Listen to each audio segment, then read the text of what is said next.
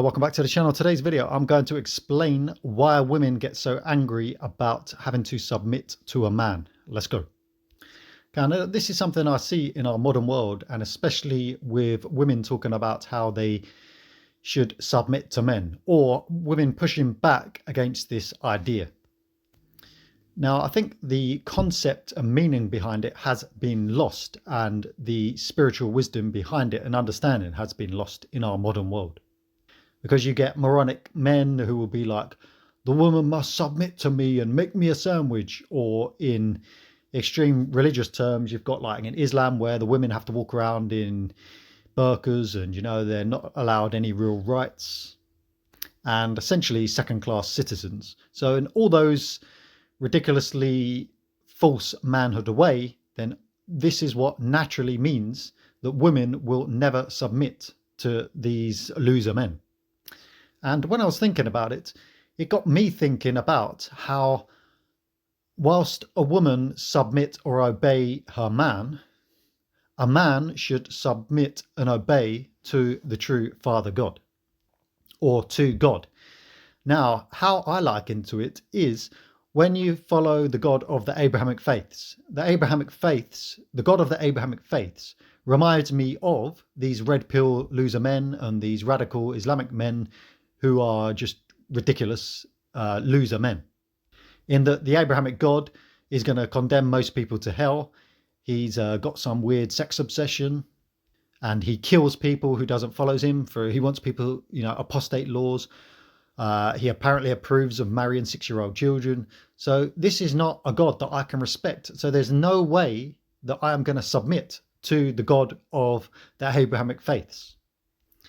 And I can understand why women don't submit to loser men is the same reason that I'm not going to submit to a loser God, false God.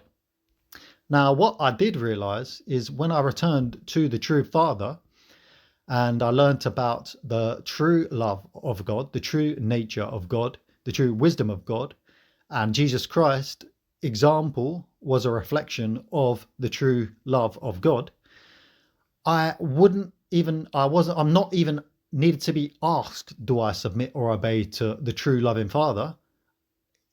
No one needs to ask me that question. I naturally submit or obey, whatever word you want to use. I prefer love and respect my Father. No one needs to ask me, because I understand the spiritual Father has a plan. Everything's under his control. He loves everything. He's going to bring everything back at a certain point towards him in perfect love.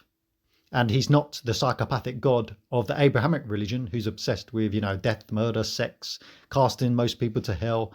That's all a load of nonsense. He's a spiritual Father who's going to bring us all back to the spirit and restore everything in perfect love. And he has a perfect plan. And we are children of that plan.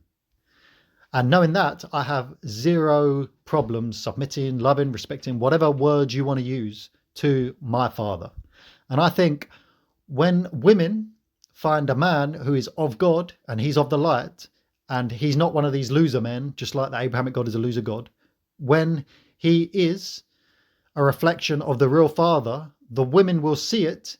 And in the same way that I, as a man, don't need to be asked to submit, obey, love, whatever my Father, the women will not be need to ask to love, submit, obey to their husband. It will just be natural, and they'll see the light in the man and do whatever needs to be done. Just like I see the light of love in my true Father, and I do whatever needs to be done. I will always love, honor, and obey my Father. And a woman will always love, honor, and obey a real man of God.